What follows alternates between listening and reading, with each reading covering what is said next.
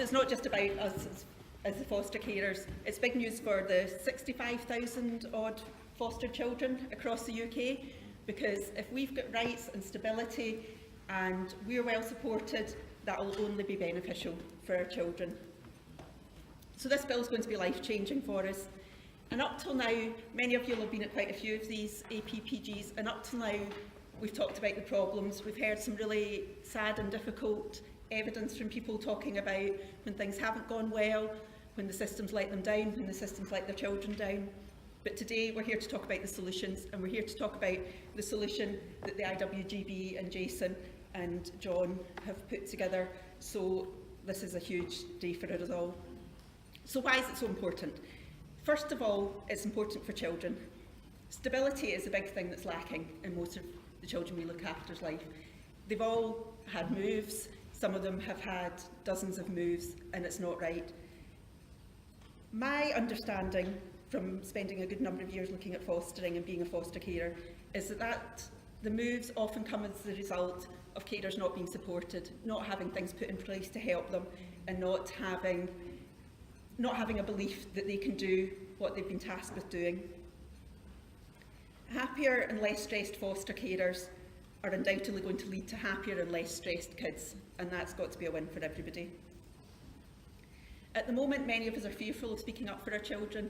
We're fearful to say to the local authority or say to our agency, I don't think that's the right decision for them. I see how upset they get by such and such, and we're worried about speaking up.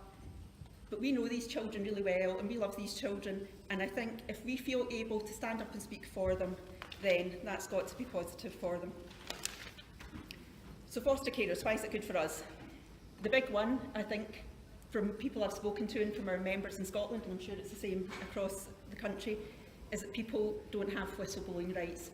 People see things going wrong, they speak to people, they see decisions being made that aren't child-centred, they see things where children's rights aren't being put first, and they can't speak out about them.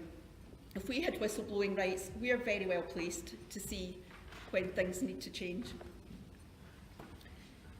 We want the right to be treated like any other worker. We go to meetings and we sit round a table and we're the only one there that doesn't have rights, and we're often the last one to get asked.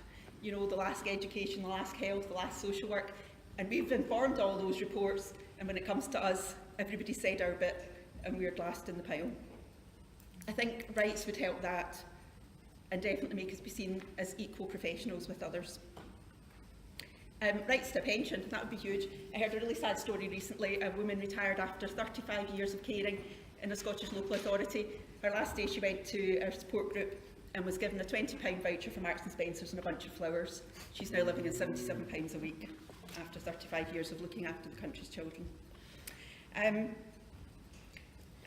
the moment we don't have rights to, against unlawful discrimination. We can be deregistered for becoming ill, for getting pregnant, for looking at someone the wrong way, for speaking out the wrong way. That's going to be a big game changer for us. The right to fair pay. I don't know about you guys, but I struggle to manage on the money that I get paid to do this. And I don't think I should be struggling, and my birth child should be struggling, and certainly I don't think my wee boy that I foster should be struggling. The right to time to rest. I mean, that's a controversial one. You know, that can be difficult for people to hear. But if you've got a burnt out, stressed out foster carer, they're not going to be giving the best for that children. We can and will find solutions of being able to look after, manage rest time for everybody in a child-centred, friendly way. We had a difficult situation. We were sitting in a meeting, Lydia and I, a couple of weeks ago, and a young man was telling us about how painful it was when his foster carers went away on holiday and didn't take him with them. But there's ways around that. That doesn't need to be the case. We can look at things like Mockingbird. We can have specific respite carers for children. Let's not be afraid of talking about the fact that, like everybody else, we need a rest from time to time. And what about society? I think for society, people don't know what fostering's like. Unless they're part of it, they don't understand.